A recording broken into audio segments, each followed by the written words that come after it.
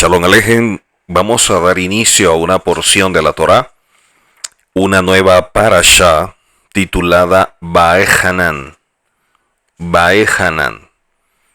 Muchos la traducen como suplicó o imploró, o supliqué, imploré.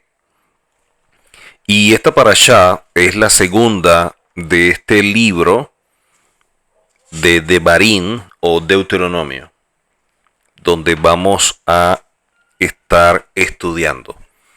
Así que vamos a seguir utilizando como referencia para el estudio de la porción correspondiente a esta semana a el comentarista Rashi, a este gran rabino que dejó este legado espiritual y que es muy importante, de mucha utilidad para todos nosotros. Comienza la parashá diciendo lo siguiente: en aquel momento imploré al Eterno. Así comienza. En aquel momento imploré al Eterno.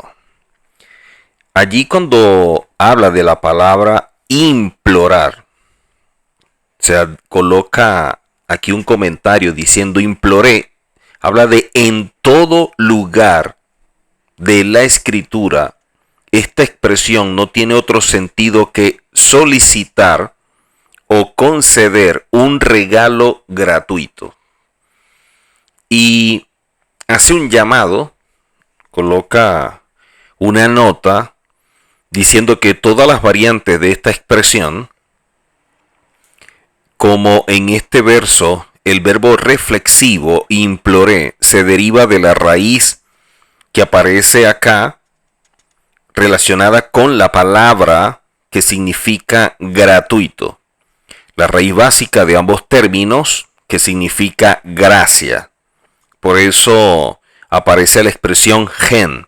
Recuerdo que la palabra es Vaehanan. Vaehanan. Y esta raíz que aparece acá, que es gen, que traduce como gracia.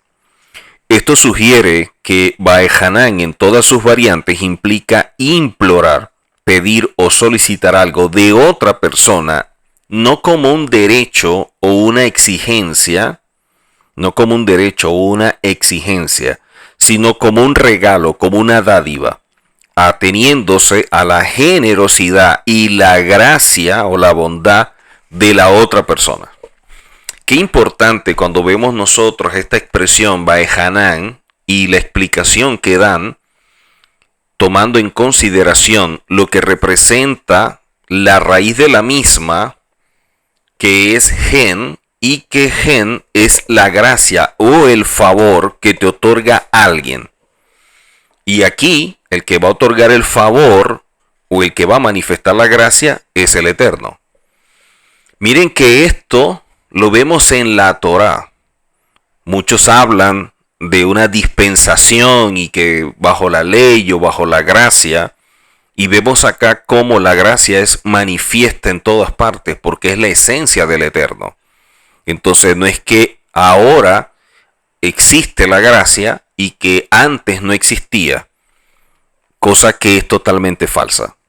Y aquí vemos que la misma escritura lo demuestra, y sobre todo cuando vamos a su fuente o a su raíz hebrea. Así que esto implica que aunque los justos podrían hacer que sus peticiones a Elohim dependieran de sus buenas obras, no solicitan nada del santo bendito es, excepto como dádiva gratuita. Y vuelve a hacer otro llamado y explica lo siguiente: cualquier petición que un ser humano hace a Elohim tiene que estar sustentada, debe tener un sustento, en cualquiera de dos cosas. Mira en lo que se sustenta la petición. 1. La gracia o la generosidad divina, o lo que se conoce como sehut, que son los méritos de la persona. Si a fin de lograr algo un justo invoca la intervención divina en aras de sus propios méritos, En cierto sentido es como si los estuviera usando. Por ello, según la obra Nahalak Yaakov, los justos prefieren no reducir sus méritos en este mundo utilizándolos como base para sus peticiones, y en vez de ellos prefieren apelar a la gracia divina ilimitada. Ahora bien, según el Maharal de Praga, esto solo aplica cuando el justo hace una petición por sí mismo. Es aquí donde él prefiere no invocar sus méritos personales, ya que no desea vanagloriarse delante de Elohim, como si poseyera méritos suficientes para que Elohim le conceda su petición. Sin embargo, cuando se trata de solicitar un favor por otra persona, que es cuando uno intercede por alguien, entonces dice que los justos suelen invocar los méritos de esa persona para que Elohim la considere con mayor benevolencia. Dice luego, volviendo a la traducción de Rashi, en este contexto implica lo siguiente: como antes Elohim había dicho a Moshe, agraciaré cuando desee agraciar y tendré misericordia cuando desee tener misericordia, y vuelve a hacer un llamado en Shemot o Éxodo 33, 19, que lo coloca como referencia. La frase que Rashi cita también puede ser leída así: agraciaré al que desea agraciar y tendré misericordia del que yo desee tener misericordia. Esa fue la respuesta que Elohim dio a Moshe cuando éste solicitó conocer su gloria. Petición hecha en el contexto de su súplica para que Elohim perdonara a Israel por el pecado del becerro de oro. Esto lo que se explica acá. Ahora, siguiendo la traducción, dice que Moshe enunció esta petición a Elohim utilizando la expresión, que es la que estamos viendo, que es Baehanan, imploré. Y vuelve a hacer otro llamado y explica lo siguiente: en sentido estricto, Elohim no debe nada al ser humano. Y eso es sumamente importante tenerlo presente, porque muchas personas pareciera que tienen un concepto de que ellos piden y que tiene que concederse la petición como si el Eterno les debiera algo. Y que yo todo lo que pida o todo lo que yo desee, simplemente porque yo tengo una fe o porque yo soy su hijo, es como que yo me lo merezco, yo debo tenerlo, y es como si el Eterno estuviera en deuda. Cuando vemos acá que no es así. Y eso es algo más que evidente. Entonces, volviendo a el llamado, ¿no? Que Elohim no debe nada al ser humano y éste no puede hacerle ninguna petición o reclamación apelando a un derecho intrínseco. Nahalat Yaakov. Miren que dice acá que no se puede hacer petición reclamando y apelando a un derecho intrínseco. Me llama mucho la atención porque dice reclamando. Y hay personas que al momento de querer algo y orar, la petición se transforma en una exigencia, se transforma en un reclamo. Porque tú tienes, porque tú dices, porque tú... Y empiezan como que a reclamar o a exigir que el Eterno actúe en su favor. Y es allí donde la Torá nos dice, hay que tener mucho cuidado, no podemos llegar de esa forma. Por consiguiente, lo que Elohim le da, lo hace a título de generosidad, de dádiva gratuita. Esta cualidad divina se llama Gen, gracia. Entonces, todo lo que Hashem nos ha dado desde el principio, desde la creación, cuando nos hizo a su imagen y semejanza, todo es la manifestación de su gracia. Y eso es evidente porque esa es la esencia de él. En Shemot 33:19, que lo utilizan como referencia cuando Elohim dijo, agraciaré al que desea agraciar, y tendré misericordia del que yo desee tener misericordia, además de lo que directamente quería decir a Moshe en ese contexto, también le estaba implicando que él dirige al universo, que es lo que representa su gloria, por medio de esa cualidad de bondad gratuita. Siempre debemos tener presente eso. ¿Ok? De acuerdo a Gur Aryeh, fue precisamente porque Elohim escogió esta expresión, agraciaré, para aludir a su dirección del universo, lo que hizo que Moshe supiera que cuando haya que hacer una petición a Elohim, hay que hacerlo bajo esos mismos términos. O sea, toda petición, toda súplica debe estar sujeta a los términos que Hashem establece, no a los nuestros. O sea, nosotros no podemos y no debemos venir a establecer algo totalmente diferente a lo que ya Hashem colocó como base. Dice luego acá, dice luego, según otra explicación, esta es una de las 10 expresiones que se llaman oración. Esta es una de las 10 expresiones que se llaman oración. O sea, cuando vemos nosotros la palabra oración en nuestras Biblias en español, ¿cuál es la expresión hebrea que está detrás de lo que leemos en español?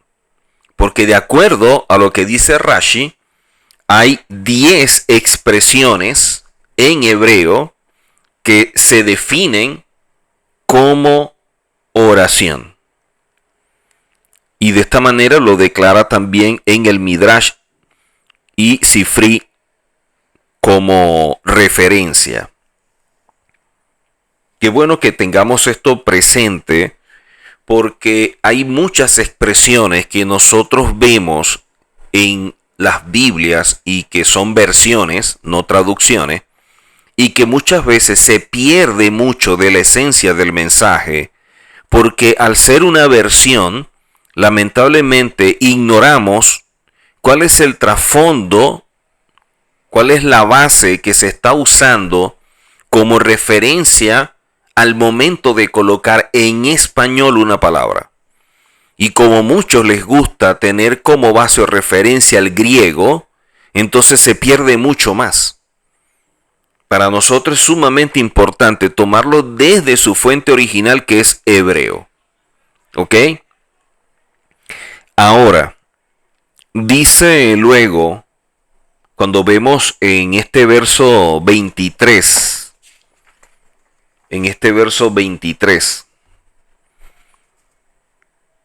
del capítulo 3,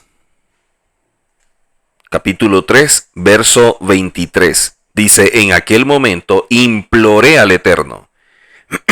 Ya hemos explicado esta expresión implorar y cuál es su raíz. Vemos luego que cuando menciona en aquel momento, la traducción de Rashi dice, en aquel momento, después de que conquisté el territorio de Sihón y el territorio de Og. Y cuando habla del territorio de Og, también hace un llamado. Hace aquí un llamado.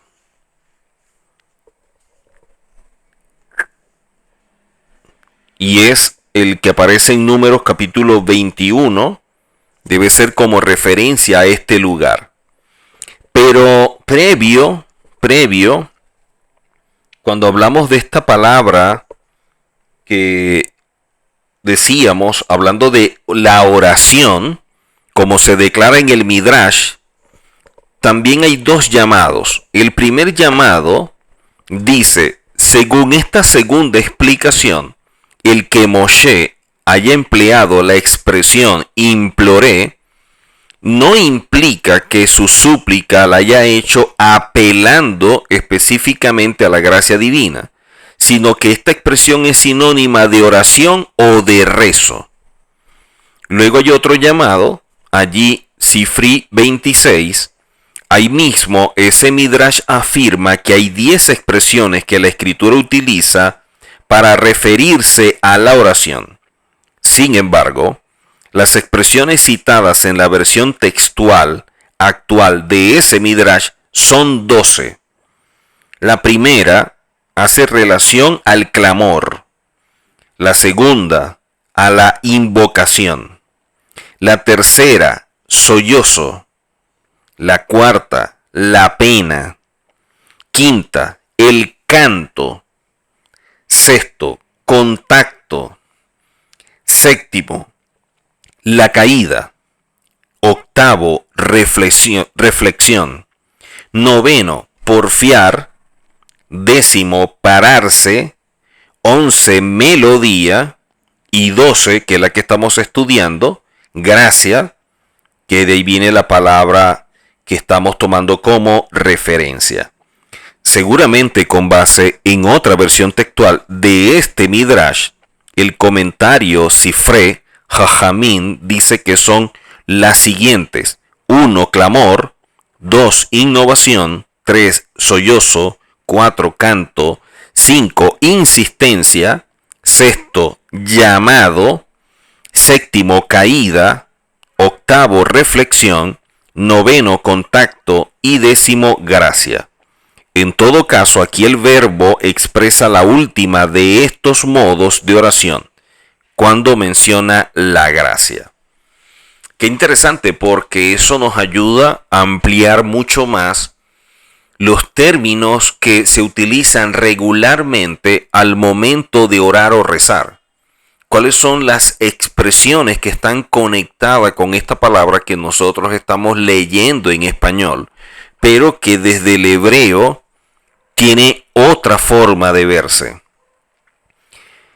Siguiendo en el verso 23, cuando menciona en aquel momento, quedamos aquí en Ok, dice luego, pensé que quizás el voto, y aquí vamos con otro llamado, y dice lo siguiente ese llamado. Moshe se refiere aquí al voto que Elohim había hecho de no dejarlo entrar a la tierra de Israel, como se relata en Números 20:12. Entonces el Eterno le dijo a Moshe y a Aarón: porque ustedes no hicieron que se confiara en mí para santificarme a la vista de los hijos de Israel, por ello ustedes no llevarán a esta congregación a la tierra que yo les he entregado. Ahí mismo, Rashi explica que en ese contexto la expresión por ello implicaba un juramento por parte de Elohim. Quiere decir que esta situación vivida por Moshe fue bastante fuerte, al punto que Hashem, el Eterno, le dice que no va a entrar. Hay un comentario que, hablando de esta expresión, Vaehanan, supliqué, expresan que significa que dijo lo mismo, o clamó, o rezó, o estuvo orando más de 500 veces seguidas, pidiéndole al Eterno entrar. Pidiéndole al Eterno entrar. Y dicen que insistió tanto que el Eterno le dice: yo te voy a conceder que tú entres, pero ninguno del pueblo va a entrar, todos se quedarán afuera. Entonces el comentarista dice que Moshe le dijo: no, que entren ellos. Hay un Midrash que dice que la tarea de Moshe era que el pueblo entrara. Al punto que cuando él lo llama, le dice: tú vas a saber que yo te llamé cuando el pueblo sea libre. Entonces, la tarea original era sacar al pueblo para que recibiera la Torá. Pero en vista de que tenían la Torá y que había una palabra dada desde tiempo antiguo a los patriarcas de la tierra que Hashem le entregó, y entonces le encomendó la tarea de llevar y guiar al pueblo. Pero en ningún momento, dice el Midrash, que la tarea original era llevar al pueblo a esa tierra, sino liberar al pueblo. O sea, cuando Hashem llamó a Moisés, era, yo te estoy llamando para que tú saques a mi pueblo. Esa era la tarea original. O ese es el llamado, lo que Hashem le había encomendado. Tú libera a mi pueblo. Cuando llegan a Sinaí, le entrega la Torá y dicen, ahora van a la tierra donde va a empezar a vivir y a experimentar lo que yo en la Torá establezco. Ya esa tarea no es parte de lo que originalmente le había encomendado a Hashem. Sin embargo, él la asumió. Él la asume. Entonces, ¿qué dice el Midrash? Si la recompensa o lo que Hashem le iba a dar por haber sacado al pueblo y él lo sacó, ya que llevar al pueblo, como quien dice, a la entrada, se cerca de que el pueblo entrara a la tierra, ya era mucho lo que había hecho entonces Moshe por el pueblo. Quiere decir, como dice el Midrash, que lo que ganó Moshe por hacer más de lo que se le encomendó.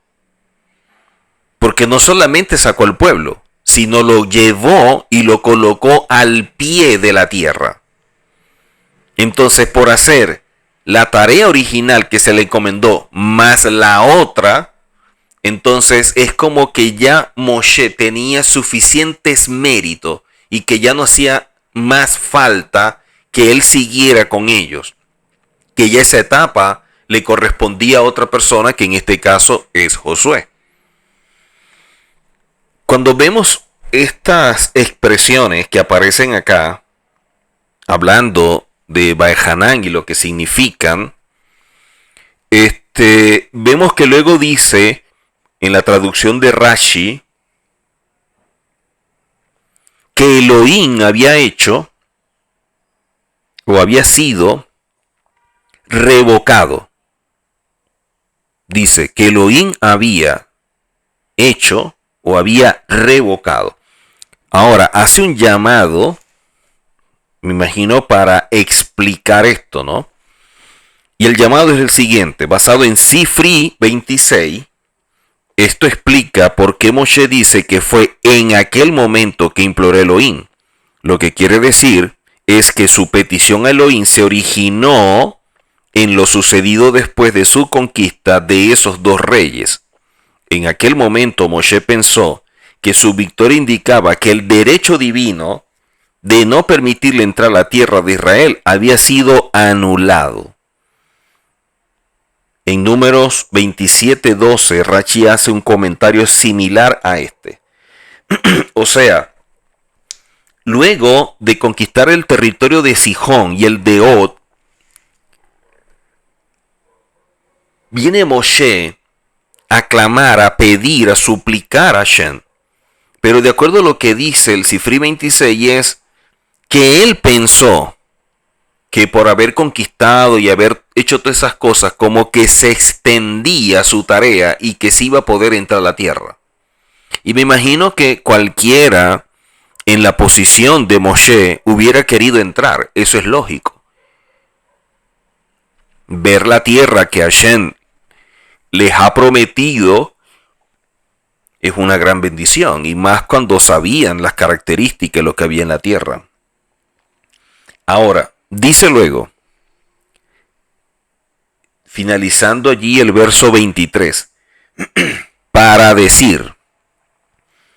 Aquí en para decir, este es uno de los tres, para decir, este es uno de los tres lugares, y hace un llamado que dice lo siguiente.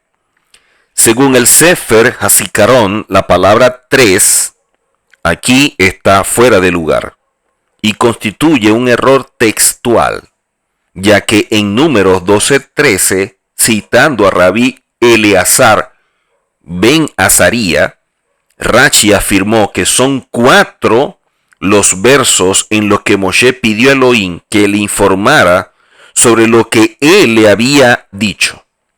Ahí mismo Rashi explica en detalle esos 4 casos, que son el de Números, capítulo 12, verso 13, ahí mismo en Números, capítulo 27, del 15 en adelante, Éxodo, capítulo 6 en adelante, y Deuteronomio, capítulo 3, verso 23 en adelante. Cabe señalar que el Midrash, Sifri, que es la fuente en la que Rashi posiblemente se basa, enumera 5 casos y no 4. Según ese Midrash, el 5.º caso es el de Éxodo 17:4.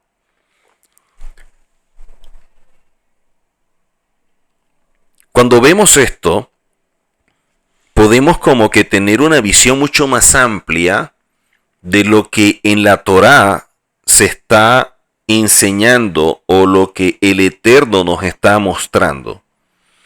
Dice luego en la traducción de Rashi, hablando que este es uno de los 3 lugares en los que Moshe dijo ante el Omnipresente: no te dejaré sino hasta que me hagas saber si concederás mi petición o no. Por eso esta expresión Bajanán eran oraciones continuas. Por eso mira lo que dice: no te dejaré sino hasta que me hagas saber si consideras mi petición o no. La misma expresión que utiliza aquí, no te dejaré sino hasta que me hagas saber, es la misma expresión que utiliza Jacob cuando lucha con el ángel, que dice: no te voy a dejar hasta que no me bendigas. Aquí dice: no te voy a dejar hasta que me hagas saber si concederás mi petición o no. Pero hace un llamado aquí, basado en Sifri, donde dice que el verbo literalmente significa para decir. Por ello, generalmente indica que se debe repetir a otros el contenido de lo dicho. Por ejemplo, en la frase usual, el Eterno habló a Moshe para decir. Ahí esta expresión para decir significa que Moshe debía decir el mensaje divino a Israel. El mensaje divino a Israel. Y de hecho, colocan que se vea también la nota 75 de la parashá de Barín, que fue la que estudiamos la semana pasada. Aquí, sin embargo, eso no se aplica, ya que no sería lógico asumir que Moshe esperaba que Elohim transmitiera a otros lo que le dijo. Por esta razón, Rashi explica que aquí esta expresión, para decir, implica que Moshe dijo estas palabras a Elohim para que él le diese una respuesta. Partiendo del verso 24, dice en la Torá: mi Señor, Elohim, tú has comenzado a mostrar a tu siervo tu grandeza y tu mano poderosa. Pero veamos todo lo que aparece acá con estos comentarios que nos ayudan a ampliar todo lo que en la Torá se nos está mostrando o se nos está enseñando. Dice,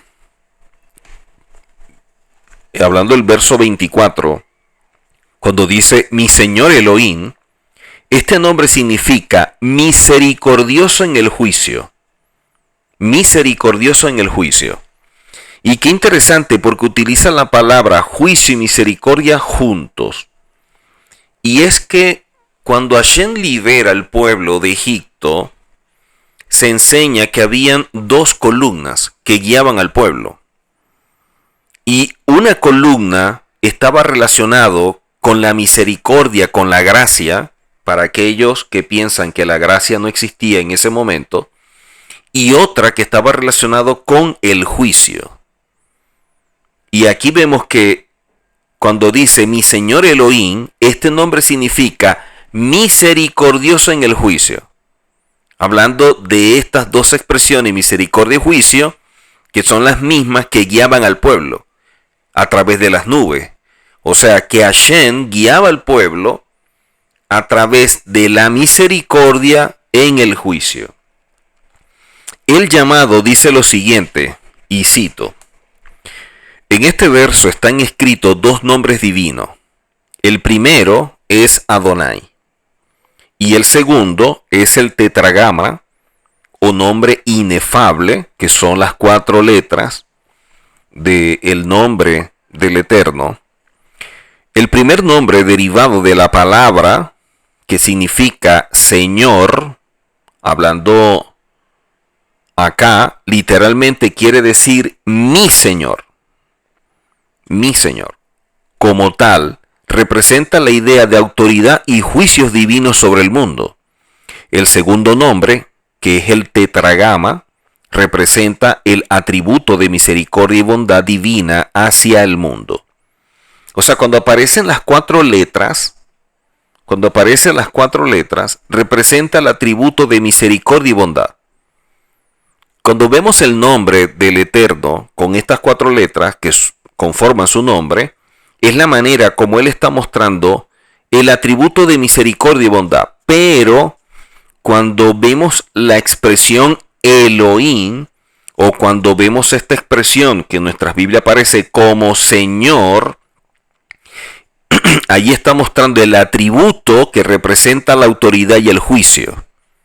Por eso es importante que cuando nosotros estemos leyendo en la Torá o en la Tanakh y vemos que aparece, que dice, bueno, y habló Hashem o habló Elohim, entender quién es el que está hablando, bajo cuál atributo.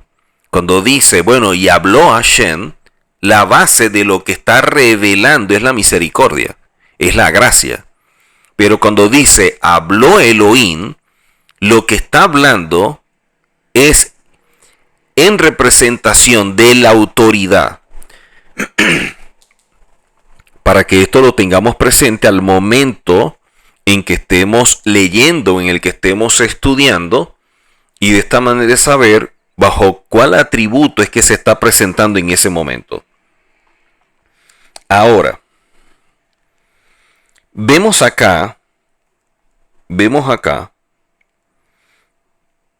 que es obvio que Rashi quiere enfatizar que aquí Moshe aludía a la conjunción de estos dos atributos divinos opuestos.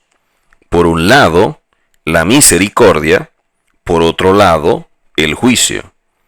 Lo que no resulta claro es de qué modo aprende esta conjunción. El problema es que aquí el tetragrama está vocalizado como el nombre del Eterno. Es decir, que como está precedido por el nombre, es leído como si estuviera escrito Elohim. Entonces, la frase es leída como el nombre del Eterno, Elohim. Las dos. Ahora bien, el nombre divino, usualmente traducido por Dios, que es Elohim, también expresa la idea de autoridad y juicio, y por ello representa el atributo de justicia divina sobre el mundo. Entonces, son dos formas o dos atributos con los cuales el Eterno se manifiesta.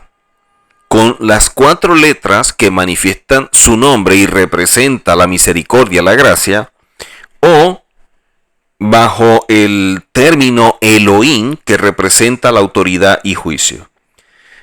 Dice luego, según Mizrahi, hay 2 formas de entender este comentario de Rashi. La primera, asumir que Rashi explica la conjunción de los nombres escritos. En tal caso, cuando dice que Elohim es misericordioso en el juicio, quiere decir que el nombre que representa autoridad y juicio, aquí aparece matizado por el tetragrama, que son las 4 letras que representan misericordia. La segunda opción es asumir que Rashi no explica la conjunción de los nombres escritos, sino el hecho de que a pesar de que a pesar de estar escrito las 4 letras, este nombre es leído de otra forma, que en este caso sería Elohim, que también representa el juicio divino. En tal caso, Rashi no explicaría qué función ocupa aquí el nombre. Según esto, habría que entender la frase hablando de el nombre de el Eterno y la palabra Elohim que aparecen juntas. Así, mi Señor, que es misericordioso, en su juicio tendría como que sentido que lo que estaríamos leyendo. Ahora, dice luego de leer este comentario de Rashi, que nos ayuda a conocer mucho más cuando vemos en nuestras Biblias que habla el Eterno y utiliza las 4 letras o utiliza la expresión Elohim para saber bajo cuál atributo se está manifestando, se está expresando. Dice aquí, luego, en la traducción de Rashi, tú has comenzado a mostrar a tu siervo una apertura para que yo me pare y te rece, a pesar de que el decreto ya haya sido promulgado. Y vuelve a hacer otro llamado, que dice lo siguiente, y cito: el sentido simple de este verso se remite a la grandeza y el poder de Elohim, demostrados en la guerra de Israel, en la guerra que hizo Israel contra Sihón y contra Og, que es el tópico del que Moshe habló al final de la parashá pasada, que es la parashá de Barín. Sin embargo, Rashi cita aquí esta expresión del Midrash para explicar la aparente irrelevancia de decir que Elohim había comenzado a mostrarle su grandeza y su mano poderosa. Si se refería al poder de Elohim demostrado en la guerra contra Sihón y contra Og, lo lógico hubiera sido que Moshe dijera directamente que Elohim lo había demostrado, no que había comenzado a hacerlo. Por ello, Rashi entiende que cuando Moshe dice aquí que Elohim había comenzado, no se estaba refiriendo a la guerra contra Sihón y Og, sino al incidente del becerro de oro. O sea, va más hacia atrás. Cuando, a pesar de su amenaza de destruir Israel, Elohim proporcionó a Moshe una abertura por medio de la cual éste pudiera interceder por ello. De acuerdo a lo que expresa acá el comentarista. Según esto, hay que leer el comentario de Rashi como continuación de las palabras de Moshe. Tú has comenzado a mostrar a tu siervo una apertura para que yo me pare y te rece. Muy interesante. Luego vemos acá, cuando leemos que dice, tú has comenzado a mostrar a tu siervo tu grandeza y tu mano poderosa. Vemos acá que en la traducción de Rashi dice lo siguiente: de ti aprendí a interceder por Israel. Miren lo que dice Rashi, ¿no? Hablando de Moshe, de ti aprendí a interceder por Israel, ya que me habías dicho, y ahora déjame. O sea, Moshe le está diciendo que quien le enseña a interceder por Israel es el mismo Hashem. Y hace un llamado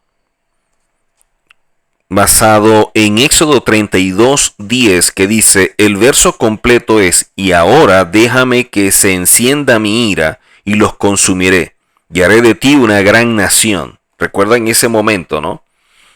Pero, ¿acaso yo te estaba agarrando?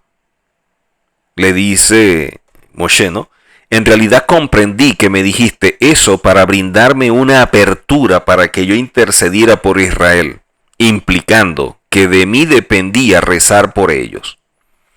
O sea, miren las deducciones que saca Moshe de la manera como Hashem actúa en relación al pueblo y cómo ve en cada acto de Hashem una gran lección para su vida de cómo Hashem ve al pueblo de Israel. Dice luego, al igual que en aquella ocasión, pensé hacer lo mismo ahora. y hace un llamado a Sifrí 27. Dice luego, tu grandeza, este es tu atributo de bondad. Y hace otro llamado en relación a esto. Tu grandeza, o sea, Moshe le está diciendo a Hashem, tu grandeza, lo que te hace grande, lo que te hace majestuoso y todo esto, es el atributo de bondad que tú tienes. O sea, Moshe está destacando que lo más grande que tiene Hashem es la gracia. Que lo más grande, lo más impresionante, lo más maravilloso es la gracia. Y se lo está diciendo Moshe en cuanto a la forma como Hashem actúa en relación a su pueblo. Porque esa es la esencia de Hashem y es una de las formas como guió a su pueblo a través de este atributo. Por eso la gracia de Hashem existe desde la creación de este mundo. Desde la creación de este mundo. Dice luego, acá, hablando de tu grandeza, este es tu atributo de bondad, haciendo un llamado.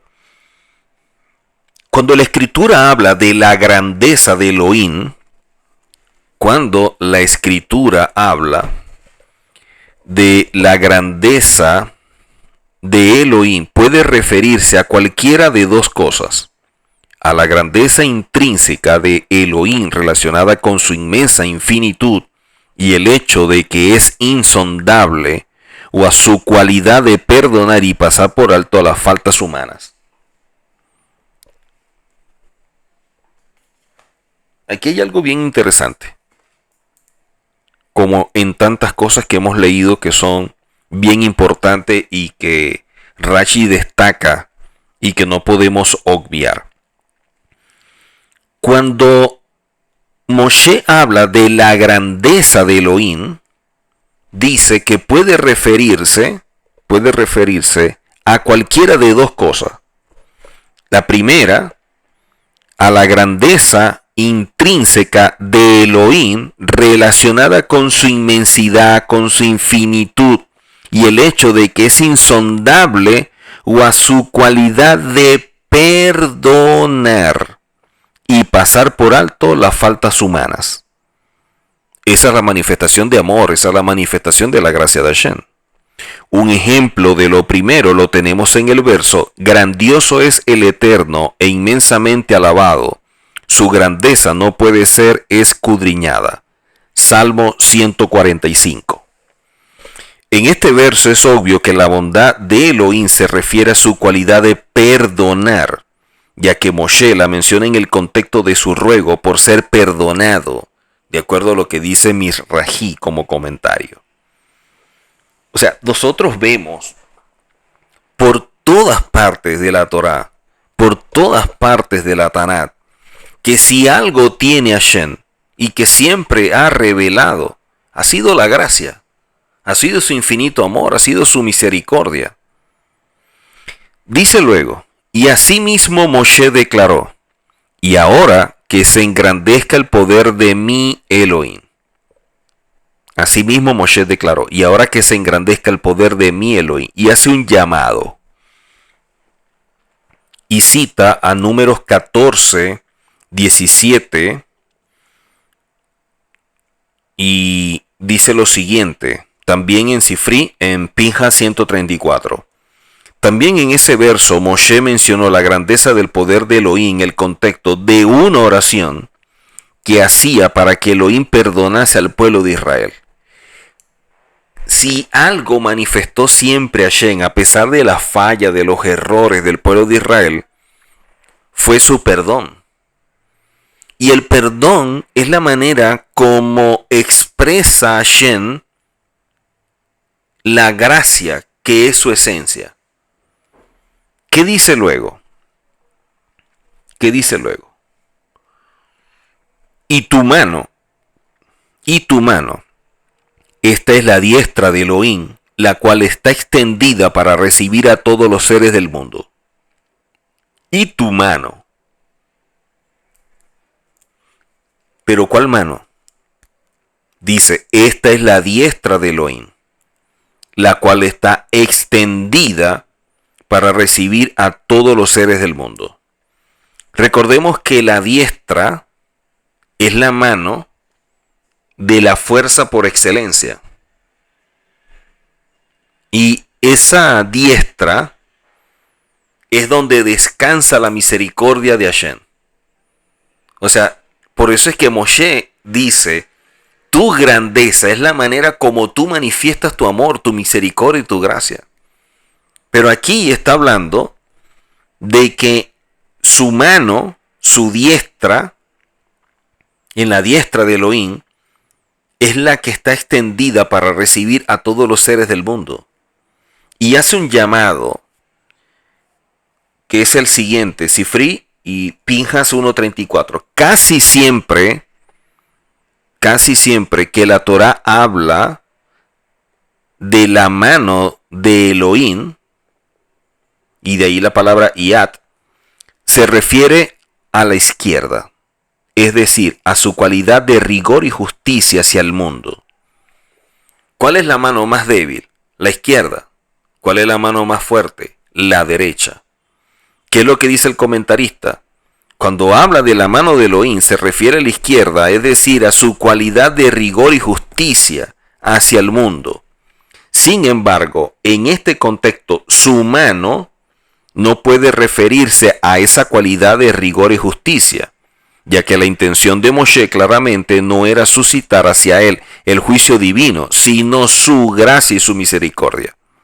Por consiguiente, aquí se refiere a la cualidad divina de recibir con benevolencia a los seres humanos, simbolizada por su diestra. Comentario Masquil de David. Entonces, en la mano derecha reposa la misericordia de Hashem y en la izquierda el juicio. Cuando saca al pueblo con las dos columnas, una columna era de juicio y la otra columna era de misericordia. Y de esta manera podemos ver la forma como Hashem se manifiesta. Y es que cuando él utiliza su nombre, que son las 4 letras, es el atributo de la misericordia. Y cuando está hablando, utilizando la expresión Elohim, está hablando del atributo del juicio. Entonces lo podemos ver por el nombre, lo podemos ver por la mano que usa, o lo podemos ver por las columnas. Pero tanto el nombre como las manos y las columnas solo nos están revelando dos cosas.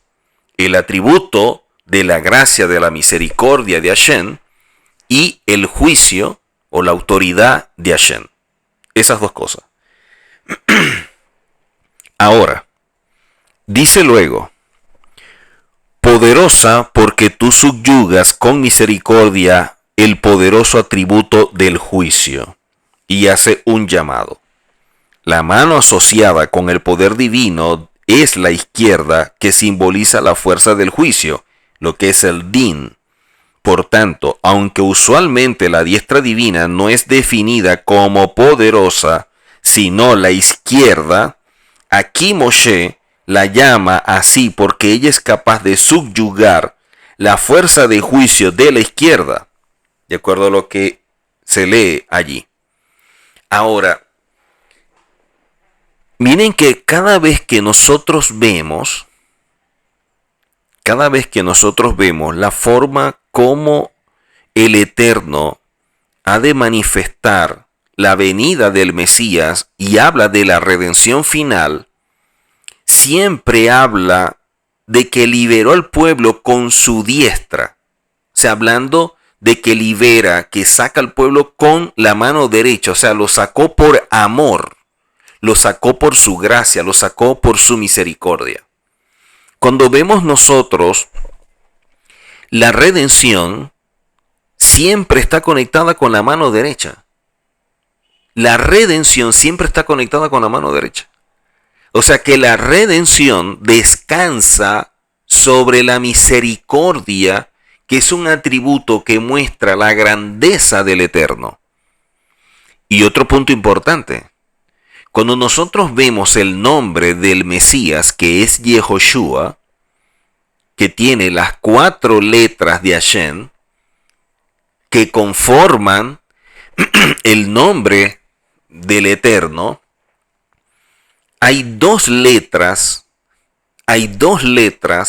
que son colocadas, aparte de las 4 del nombre del Eterno, hay 2 letras más que son agregadas, y de esa manera su nombre se escribiría con 6 letras. El nombre de Yehoshua se escribiría con 6 letras. 4 que son con las que se escribe el nombre del Eterno, y 2 letras más, donde una representa la autoridad de Hashem y la otra representa la misericordia y la gracia de Hashem.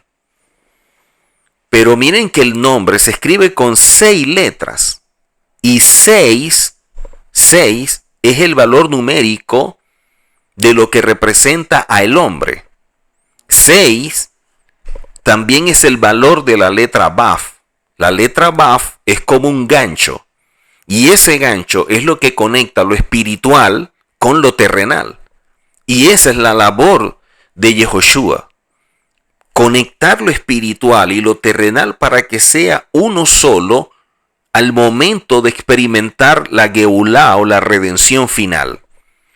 Quiere decir que cuando Hashem le da a Yehoshua su nombre, que es sobre todo nombre, está revelando la acción redentora de Hashem a través del nombre de Yehoshua, ya que coloca su nombre en él, y por eso el nombre de Yehoshua tiene las 4 letras del nombre del Eterno, pero también coloca 2 letras donde muestra los 2 atributos de Hashem, que son la autoridad y la misericordia.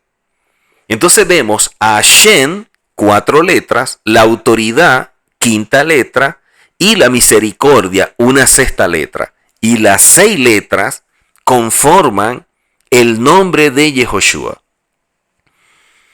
Por eso es importante, cuando estudiamos nosotros la Torá y empezamos a ver todo esto, nos damos cuenta que muchas veces al momento de ver cómo regularmente se coloca el nombre de Yehoshua, no está bien, porque no nos está revelando esto que en la Torá aparece. No nos está revelando que el nombre de Hashem está completo en Yehoshua, que son la letra Yod, la Hei, la Baf y la Hei. Entonces hay una Yod, una Hei, una Baf y una Hei. Esas 4 letras que son del nombre del Eterno están en el nombre de Yehoshua. Pero él tiene que revelar los atributos. ¿Y cómo los revela? A través del nombre de Yehoshua también. Por eso coloca cada letra que revela un atributo. Y las 6 letras representan lo que es él, el Hijo del Hombre. Siguiendo con esto, vemos acá que dice poderosa, porque tú subyugas con misericordia el poderoso atributo del juicio. Hace el llamado y establece en hebreo el significado básico de esta palabra es poder, y por extensión Elohim.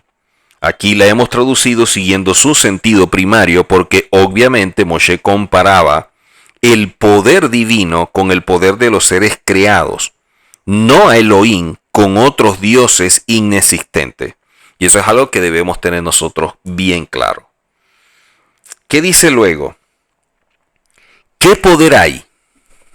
Coloca esa pregunta en la traducción de Rashi. ¿Qué poder hay? Y hace un llamado. En hebreo, el significado básico de la palabra es poder, y por extensión, Elohim. Aquí la hemos traducido siguiendo su sentido primario, porque obviamente Moshe comparaba el poder divino con el poder de los seres creados. Dice luego la traducción con Rashi, tú no eres semejante a un rey de carne y sangre, quien dispone de consejeros y ministros. Quien dispone de consejeros y ministros. Se está hablando de un nivel totalmente diferente. Ahora, terminando el comentario, volvemos entonces a lo que establece la Torá. Y dice en el verso 24, ¿qué poder hay en los cielos o en la tierra que pueda hacer como tú obras y como tus actos poderosos? Ese es el verso 24. Ahora, veamos acá la traducción de Rashi, cuando termina todo esto, porque dice, ¿qué pueden oponerse a su voluntad cuando desea actuar con bondad y pasar por alto sus atributos? ¿Qué puede oponerse a su voluntad, hablando de la voluntad de Hashem, cuando desea actuar con bondad, o sea, con la gracia, y pasar por alto sus atributos? Y hace un llamado, que es el que aparece acá y cito, es decir, cuando desea ser generoso, incluso con aquellos que no lo merecen. O sea, eso es una forma, y por eso es que Moshe exalta y lo define como la grandeza de Hashem, hablando de la gracia del Eterno, porque dice de forma muy clara, o sea, que Hashem es generoso incluso con aquellas personas que no lo merecen. ¿Cuántas personas hay en este mundo hablando en contra de Hashem y haciendo cosas que pisotean sus principios y valores y todavía tienen el aliento de vida?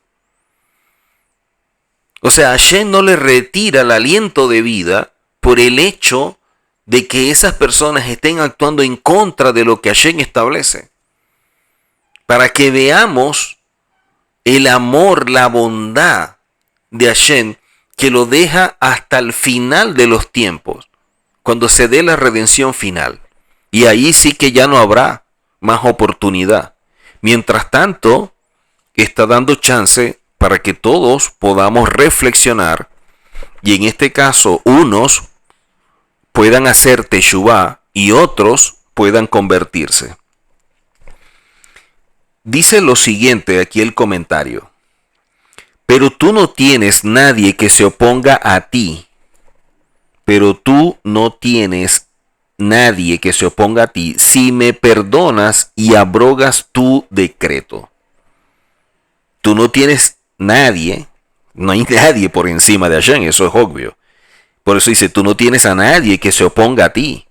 Si tú me perdonas y abrogas tu decreto. Recordemos que previamente habíamos leído que la palabra fue tan firme de parte de Hashem que Moshe no entraría a la tierra, que era vista como un decreto. Por eso es que Moshe apela y dice, si por encima de ti no hay nadie, porque tú eres lo más grande, tú eres la autoridad máxima, entonces tú me puedes perdonar y abrogar el decreto, porque ¿quién te va a reclamar?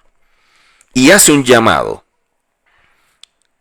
basado en Sifri 27, lo que implica esta comparación de Moshe es que Elohim es un poder infinito que no está sujeto a nada, a diferencia de cualquier otro poder en el universo, que siempre tiene un poder opuesto que le sirve de contrapeso.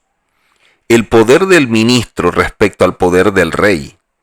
Por lo mismo, si Elohim accedía a abrogar su propio decreto, no habría poder que pudiera impedirle.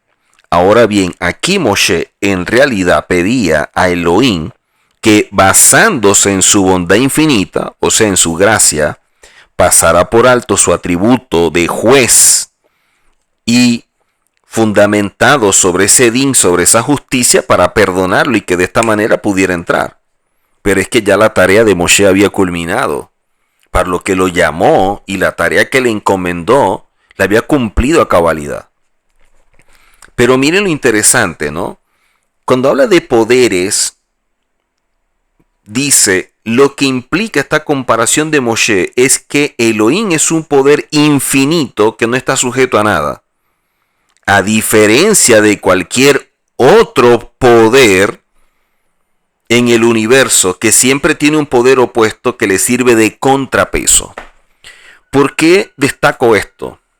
Porque muchos piensan que el enemigo o Hasatán está haciéndole oposición a Hashem, que es como que el enemigo de Hashem, que es el opuesto, o que Satán le está haciendo contrapeso a Hashem. Y eso es absurdo. No hay nada que le haga contrapeso a Hashem, porque no hay un poder que se compare a él. Incluso vemos nosotros en Job, cuando Satán va a actuar, le pide permiso a Hashem. Entonces, cuando vemos nosotros a veces los conceptos, y en este caso el de Satán, como alguien que se rebeló contra Hashem y que hizo tal cosa y que eso no tiene un fundamento bíblico. Esa es la manera como las personas están interpretando citas bíblicas y se las quieren aplicar a este personaje, cuando la Biblia está siendo bien clara que está hablando de otra cosa o de otra persona que no tiene nada que ver o no tiene ninguna relación con Satán. Satán en ningún momento viene a hacer oposición o contrapeso a Hashem. Así como tampoco, cuando vemos nosotros el becerro de oro, no se hizo el becerro de oro para que ocupara el lugar de Hashem. El becerro de oro se hizo para que ocupara el lugar de Moshe, que no estaba. Cuando ellos vieron que no había un guía, porque ya Moshe no estaba, entonces apelaron a la construcción de un becerro de oro para que los guiara. El gran problema es que la perspectiva hebrea plantea unas cosas que la mentalidad occidental, con sus doctrinas y sus dogmas y su perspectiva equivocada de la escritura, que es hebrea y no es griega, no es latín ni nada por el estilo, la gente ha cambiado los conceptos. Y por eso es que a veces muchas personas piensan que la Biblia se contradice. No es que se contradiga, simplemente que las personas tienen un enfoque diferente al autor, que es el que está plasmando lo que Hashem le está revelando. Por ello es importante, cuando nosotros empezamos a estudiar todo esto, lo que nos aporta para nuestro bien desde su fuente hebrea, porque empezamos a estudiar, a aprender muchas cosas que nos perdemos. Porque muchas veces la gente lo que conoce está sujeto a una doctrina que limita el mensaje a la interpretación privada del que enseña en el púlpito. Y eso no permite que la persona pueda conocer realmente toda la Biblia, sino partes de ella que han sido interpretados de forma equivocada. Quiere decir que hay mucho que se ignora de lo que la Escritura nos está mostrando, lamentablemente. Ahora, siguiendo con esto,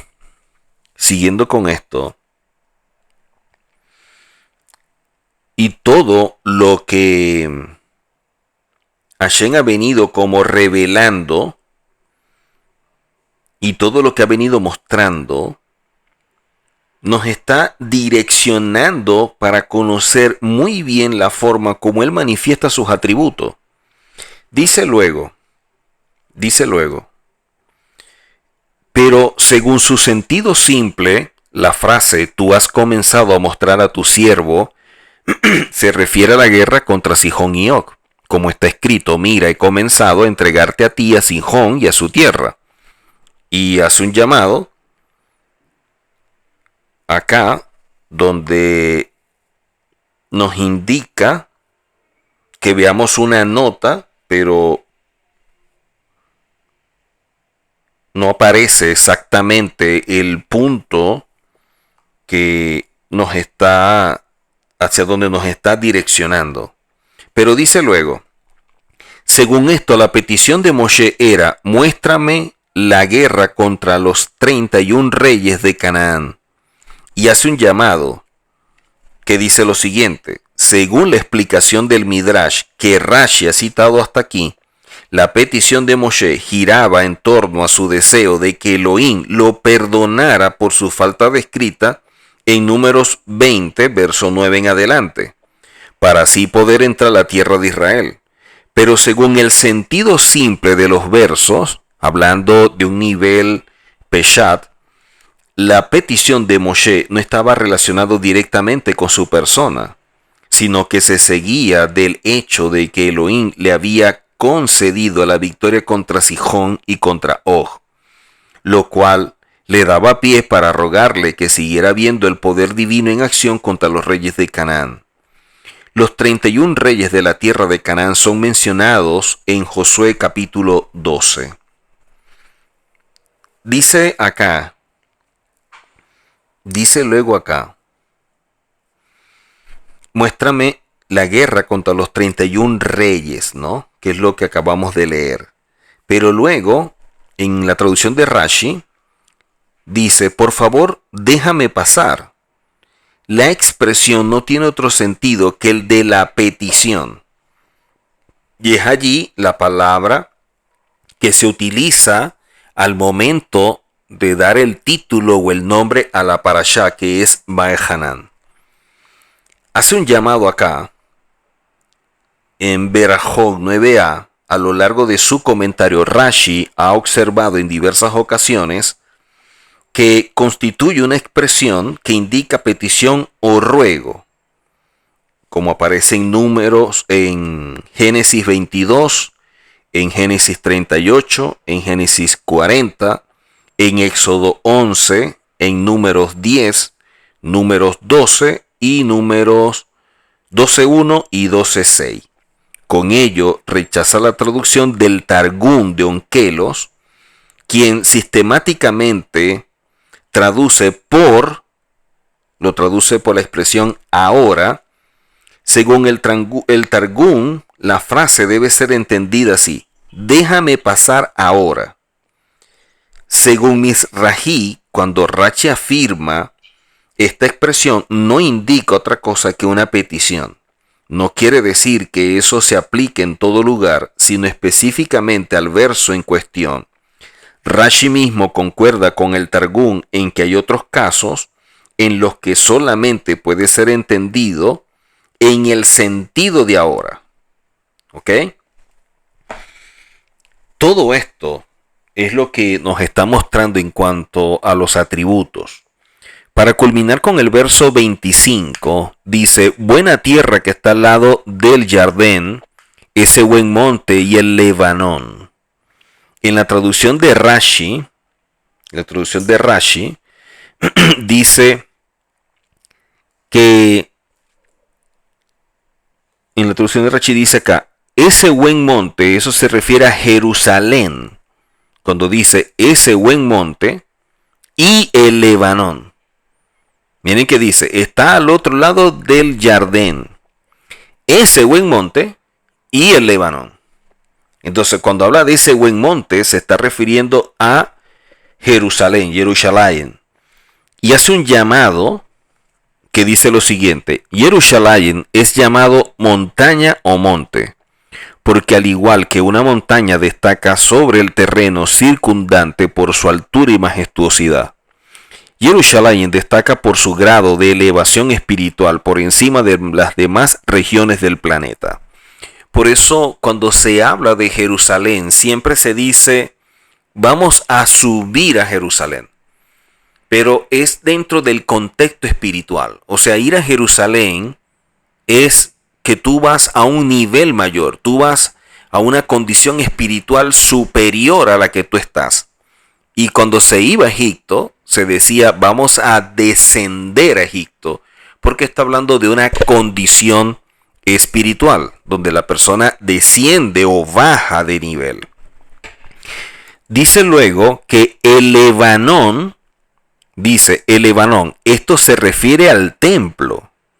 Vamos a ver qué es lo que dice Rashi acá como comentario. Dice, es una antigua edición de Rashi, de Reggio di Calabria, Italia 1475, que se agrega que el templo es llamado Lebanón, porque blanquea los pecados de Israel. Recuerden que viene la palabra Labán. La palabra se deriva de esta expresión Labán, que significa blanco. Así pues, Lebanón significaría el blanqueador. Y como el templo es una referencia de la presencia de Hashem, y Él es el que blanquea los pecados, como dice el profeta Isaías, entonces por eso es que Lebanón significa el blanqueador y está asociado con el templo. Según Gur Aryeh, Lebanón es el nombre que se da a un monte que produce muchos árboles. Quizás por eso el país del Líbano en hebreo es Lebanón. Y los árboles mismos son llamados Lebanón. Según él, la razón de que el templo fuera llamado Lebanón porque blanqueaba los pecados de Israel, y el hecho de que era un monte fértil en árboles es la misma, ya que los árboles simbolizan a aquellos que naciendo del suelo, que es lo material como el ser humano, se separa de él de igual modo que la santidad se separa de lo material. Muy interesante todo esto. Hasta aquí llega el verso 25 y es interesante todo lo que se aprende. Luego en el verso 26 sigue hablando de otras cosas cuando vemos que dice, pero el Eterno se encolerizó conmigo a causa de ustedes y no me escuchó. El Eterno me dijo, que te baste ya, no sigas hablándome más de este asunto. Y allí hay una serie de enseñanzas en cuanto a este verso 26, muy interesante, pero por asunto de tiempo no vamos a abordarlo en esta oportunidad. Vamos a dejarlo hasta acá, donde hemos venido estudiando esta parasha Bajanán, utilizando los comentarios de Rashi y de otros más que nos ayuden y nos aportan mucho en el estudio. Nos vemos en una próxima oportunidad. Hasako Baruch.